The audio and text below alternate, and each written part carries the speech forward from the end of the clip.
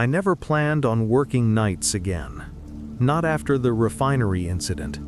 But desperation has a way of erasing fear, and when someone offers triple pay for quiet observation work in the middle of the Nevada desert, you stop asking questions. The ad didn't list a company name, just coordinates, a pay rate, and 3 words: follow the rules. When I reached the coordinates, there was nothing for miles except a chain-link fence and a dome jutting from the sand like a buried skull. No guards, no signs, just a keypad that opened when I entered the code they'd emailed me. Inside, the air smelled like copper and ozone. Fluorescent lights hummed. A single man sat behind bulletproof glass. He never looked up from his clipboard when he slid me a stack of papers. "Night watch," he said. "Read the rules. Don't improvise." At the top of the sheet, Night Watch Protocol, Level 3. Below that, 9 rules, printed in uneven type. The main observatory door locks at 11:59 p.m. Do not attempt to open it after that time. Between 2:13 and 2:16 a.m., close the blackout curtains. Do not look at the sky. If the intercom speaks your name, answer with your second favorite memory, not your voice. If your reflection moves before you do, call Supervisor Line 3 immediately. Anyone entering after midnight must give the code phrase. If they hesitate, do not engage. Do not eat or drink anything you didn't bring yourself. Red hallway lights mean observation mode. Stay still, stay silent. When the siren stops, wait for the monitors to flicker twice before looking at them. The shift ends at sunrise, if there is a sunrise. I laughed under my breath, some kind of psychological test maybe. The man behind the glass didn't laugh back. He just pushed a small black card through the slot and said, "Good luck staying you." The control room looked like a museum of Cold War tech. Green-tinted screens, analog dials, a wall of static monitors showing desert sky. The outgoing guard brushed past me on his way out, pale as chalk. "Easy job," he muttered. "Just don't look up." Midnight came. The dome groaned as it sealed. At 12:07 a.m., a low pulse rolled through the floor. Not a noise exactly, but a vibration that seemed to come from below the desert. The screens flickered, and I remembered Rule 8. I kept my eyes down until the second flicker, then exhaled. Hours passed, nothing but hums, ticks, and the occasional gust outside. Then the intercom hissed. Daniel." It said my name. Only, nobody here knew it. I froze. "Rule 3. I swallowed hard and whispered, "Fishing with my dad, 2003. Silence. Then the intercom clicked off. My heart pounded. What would have happened if I had answered normally? At 2:12 a.m., I saw the minute hand crawl toward the rule I dreaded. I shut the blackout curtains tight, but curiosity's a parasite. When 2:13 hit, a faint glow leaked through the seams, bluish-white, pulsing like breath. Then a sound. Not thunder, not wind. Something alive, moving over the dome, dragging metal claws. I squeezed my eyes shut. At 2:16, the glow vanished. When I opened the curtains, the sky was normal again, except for one detail. The stars looked closer. By dawn, I convinced myself it was fatigue. When the relief guard arrived, he didn't speak, he only handed me a cup of coffee. I remembered Rule 6 and shook my head. He just smiled, too wide, like his face didn't remember how. Night 2. When I came back the next evening, the same man from the glass booth wasn't there. A new guard, shorter, different voice, same blank stare. Halfway through my shift, I noticed something on the monitor. Camera 7, the exterior view. A man standing outside the dome, facing upward, motionless. The feed timestamp said 2:14 a.m. I yanked the curtains shut just as the sky began to glow again. The pulse shook the floor harder this time, and through the intercom came the same voice as before, only deeper. "Daniel, it's cold out here. Let me in." I checked every camera. No one at the door. Then came a knock, 3 dull hits inches from where I sat. I backed away, hand on the emergency phone. "Say the code phrase," I demanded. A pause. Then, "I forgot. Rule 5. If they hesitate, do not engage." I stayed silent. The knocking stopped, replaced by scraping, like fingernails across metal, moving away into the wind. When sunrise came, I opened the outer door to leave. In the sand lay 2 sets of footprints, mine and a second pair that led away into the desert. The desert feels different after you've seen something that shouldn't exist. I told myself the footprints were just a trick of the sand, maybe an animal, maybe another guard. But deep down, I knew. Something had followed me home that night. When I reached my apartment, I saw my reflection in the window, pale, sleepless. But as I turned to put my keys down, my reflection didn't move. Rule 4 echoed in my head. If your reflection moves before you do, call supervisor line 3 immediately. I grabbed my phone, hands shaking, and dialed the number printed on the rules sheet. The line clicked. A woman's voice answered, flat and mechanical. "You are not authorized to report external reflections." I froze. "External?" I whispered. "What does that mean?" She didn't reply, just repeated the same sentence until I hung up. When I looked back, the reflection was gone. I should have quit, but the money, the promise of something important kept me going back. Maybe I was curious. Maybe I just wanted proof that I wasn't losing my mind. On night 3, the sky over the facility glowed faintly green before I even clocked in. The man at the checkpoint was missing again. This time, the booth was completely empty. The door was open, swinging gently in the wind. Inside the control room, everything looked untouched, except the chair I'd used the night before had been moved slightly to the left, like someone my size had sat there again. At exactly 1 a.m., the monitors flickered once, then again. Rule 8's signaled that it was safe to look. All screens displayed static, except camera 9, the one facing the outer hatch. Through the grain, I saw someone standing there. Same posture, same build, same uniform. They were me. The other me raised a hand and waved at the camera. My stomach dropped. I stared as it reached into its pocket and pulled out something small, a keycard identical to mine. Then, the hatch door began to open.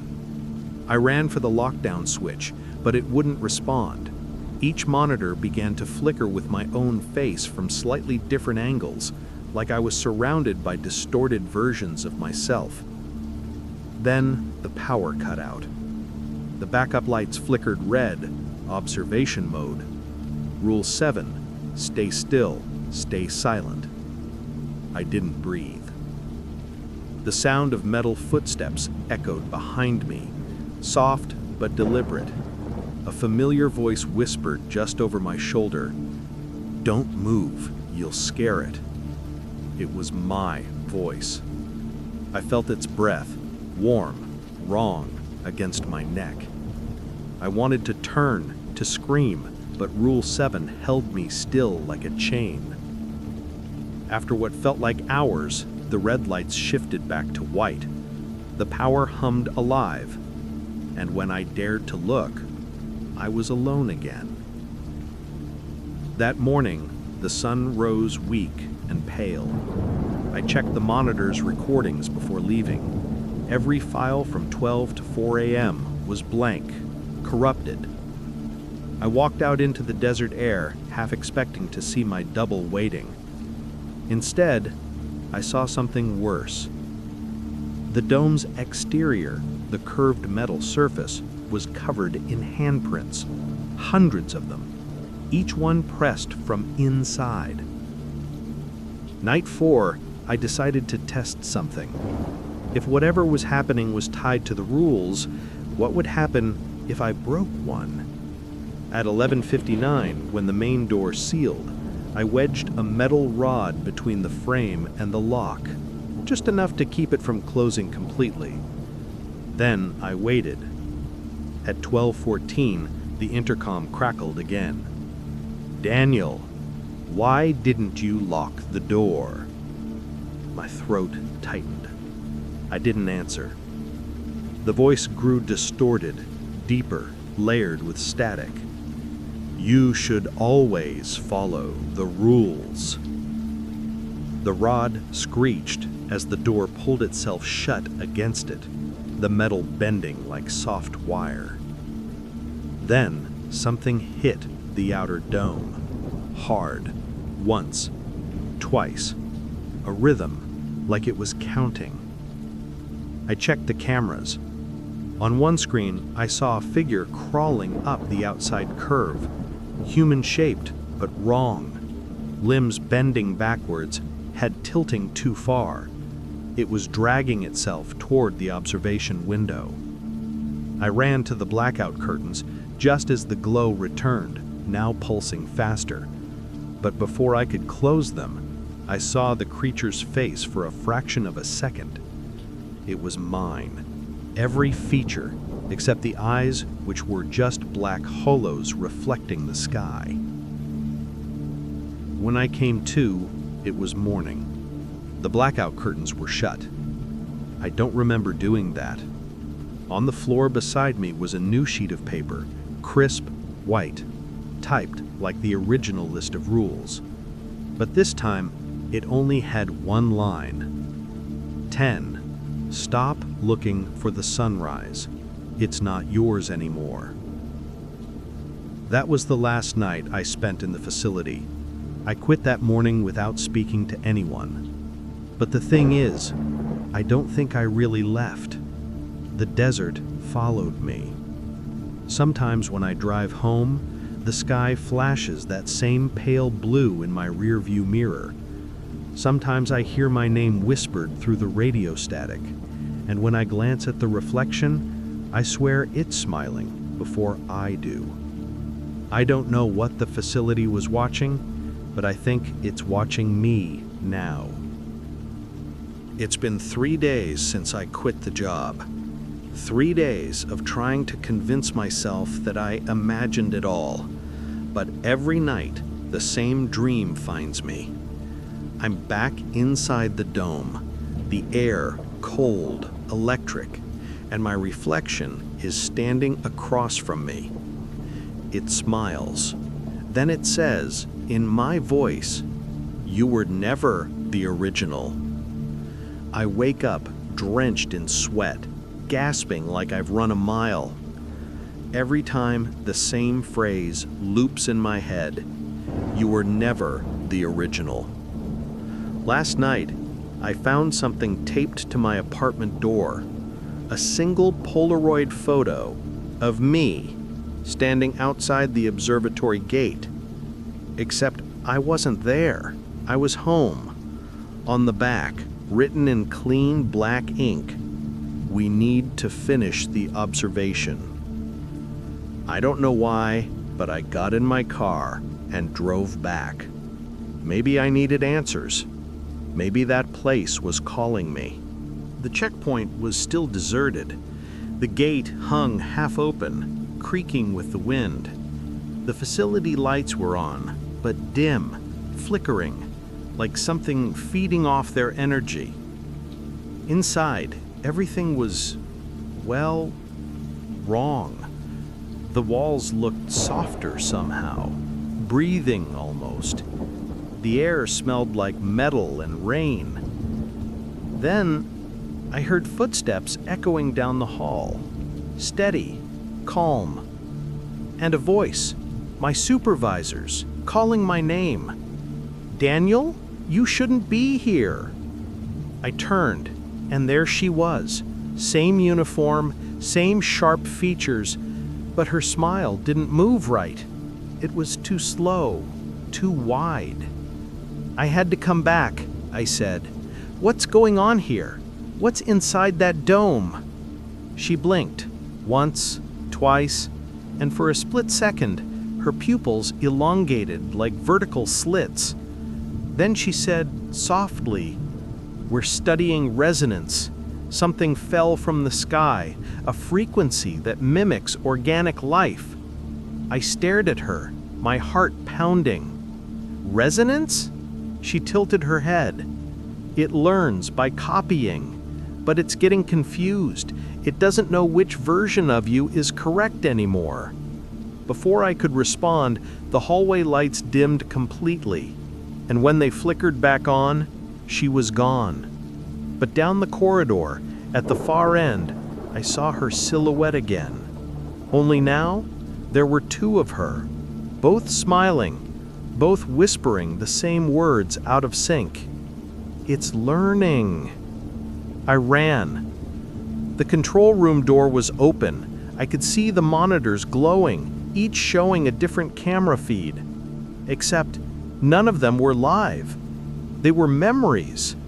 The screens replayed me sitting there on my first night, drinking coffee, checking the list. Then the second night, staring into the darkness. Then something new. A feed from tonight showing me running down the hall. The timestamp said 0412 a.m., but my watch said 11:38 p.m. That's when I heard the whisper behind me again. "You're late for your shift." I turned, and there I was, staring at myself. Same clothes, same face, except this version had no shadow. We stood there, frozen. He smiled and said, "You left before the observation was complete." His eyes flickered with faint static, and his voice layered over itself, like two recordings out of sync. I backed away. "I don't work here anymore." He tilted his head. "Neither do I." Then his skin shifted. It rippled like heat over asphalt. Beneath it, something black and wet pressed against the surface, like a second body trying to crawl out. I turned and ran again, through the corridor, past the broken glass, past the airlock door. Behind me, I could hear multiple sets of footsteps. Dozens, all in sync with mine. I burst through the main hatch into the dome itself, a cavernous chamber lined with old telescopes and humming machinery. At its center was a column of faint blue light beaming straight upward through an opening in the roof. Inside that beam, something floated. It wasn't solid, not exactly. It looked like a human figure made of liquid glass, constantly reshaping, flickering through forms. Faces emerged and dissolved. Mine, my supervisors, strangers. It turned toward me. I don't know how I knew it saw me, but every hair on my body rose. A voice echoed in my head, not in my ears. "You came back to finish watching." The floor vibrated beneath me. The light pulsed, and suddenly my body felt stretched, like it was trying to pull my thoughts out through my skin. I screamed, but my scream sounded delayed, like someone else was screaming a second later. Then I saw another me step out of the beam, calm, composed. He looked at me with pity.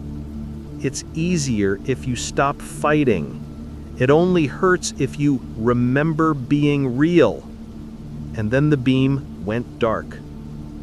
When I woke up, I was outside the facility again. Morning light, cool air, no memory of how I got there. But something was wrong. My car keys were in my pocket, except my name tag was different. It said David, not Daniel, and my reflection in the side mirror smiled a second too late. When I woke up outside the facility that morning, the sun looked different, whiter, too bright, like the world had been overexposed. I sat there for a long time, staring at my new name tag. David, not Daniel. I told myself it had to be a mistake. Maybe I'd mixed it up with another worker's badge. But when I got home and unlocked the door, something in my apartment had changed. The air smelled faintly like rain on metal, the same as inside the dome. And all my photos had different faces. My parents, my sister, all replaced with people I didn't recognize. They were smiling, standing in the same poses, same locations, but they weren't mine. On the back of one photo, written in that same clean black ink, "You're integrating nicely." I dropped the photo and ran to the bathroom mirror. The reflection blinked before I did. I screamed, but the sound didn't echo right. It felt like the walls swallowed it. That's when my phone rang. Unknown number. I hesitated, then answered. A voice, my voice, came for the line. "Don't hang up. It's me, the real you." My blood went cold. "What?" "Listen to me," the voice said quickly. "That thing in the dome, it copies, but it can't finish the process without a host. You are the host. You are carrying it." I started shaking. "What are you talking about?" "Check your left wrist. You'll see the mark." I looked. A faint gray circle under my skin, pulsing softly like a heartbeat. It's feeding. Every time you remember something, it replaces it. You're becoming it. Don't trust anyone. Don't even trust me. Then the call ended. And for a few seconds, I swear I heard my own breathing through the phone even after I'd hung up. That night, I drove for hours, trying to leave the desert behind. But every direction looked the same. Empty highways, pale sky, power lines that seemed to stretch forever. At a gas station around midnight, I stopped for water.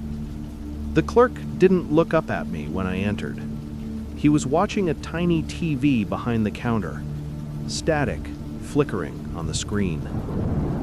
"Pump 3, I said, my voice hoarse. He nodded slowly, then looked at me.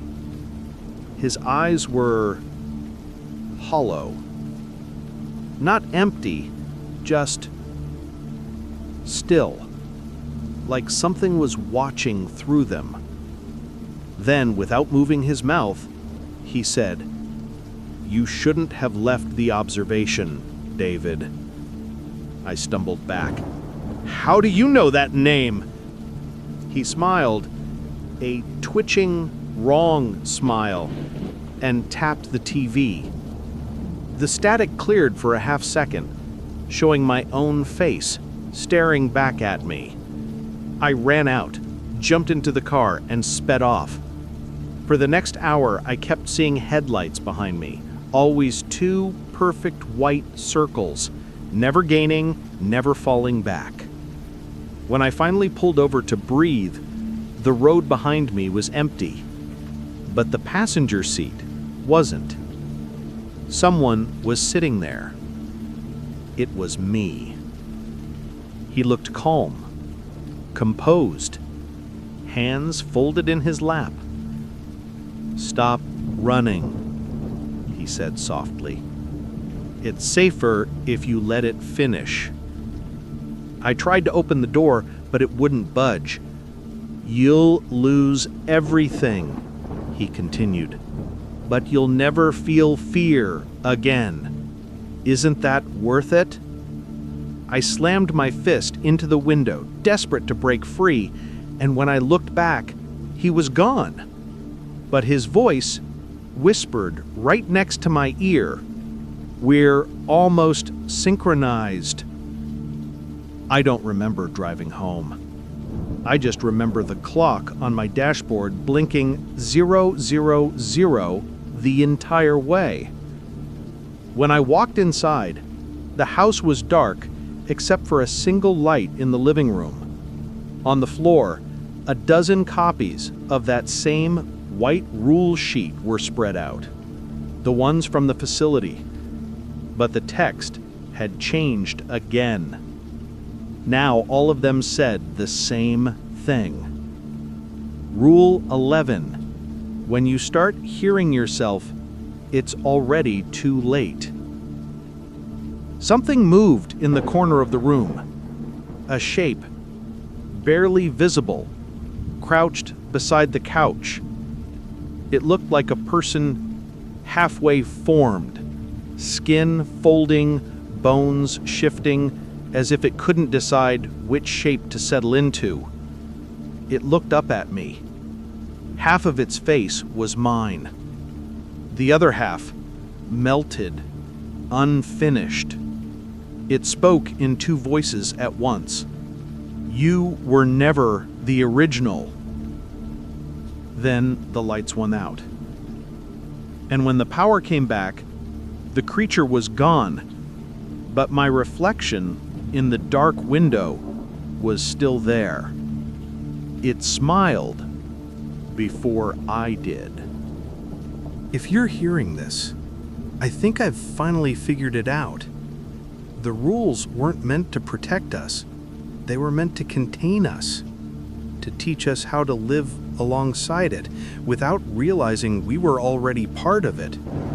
I found something tonight, hidden behind the mirror in my bathroom. A folder stamped with the facility's insignia. Inside, my personnel file. Name, Daniel Reed. Employment status, terminated. Date of termination, 2 weeks before I started the job. I don't think there ever was a Daniel. Not really. Just another echo that the resonance used to test its reflection. Sometimes I hear voices in the house now, all versions of me, whispering from different rooms, arguing about which of us is real.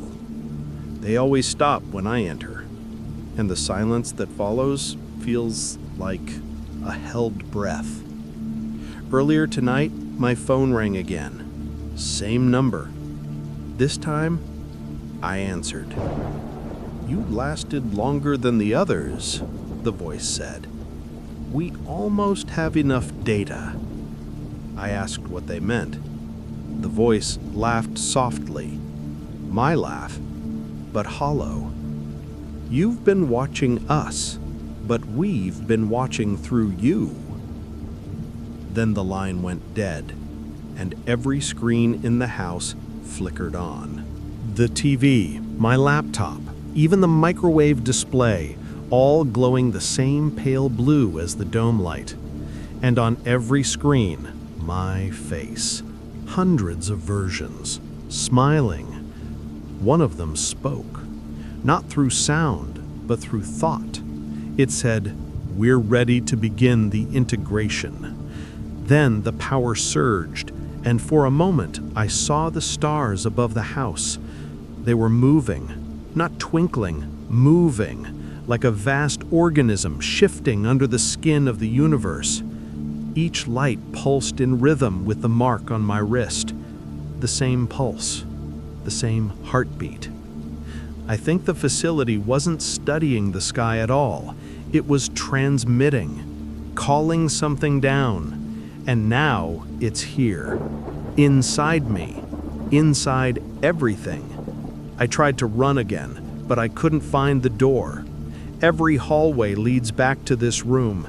Every reflection shows me, but older, worn out. Like I've lived this moment 1,000 times already. Maybe I have. Maybe I never left the facility. Maybe the world outside was just the next layer of observation, a bigger dome. I can feel it rewriting me. Memories fading like text on wet paper. Names, faces, even the sound of my own voice slipping away. But before I'm gone completely, I want to leave one last warning. If you ever find a place that watches the sky, don't look up. Don't follow the rules. And for God's sake, don't trust your reflection. Observation complete. Subject synchronized. Hey friends, thanks for listening. Click that notification bell to be alerted of all future narrations. If you got a story, be sure to submit them over at the comments section, and maybe even hear your story featured on the next video. Thanks so much, friends, and I'll see you again soon. Good night.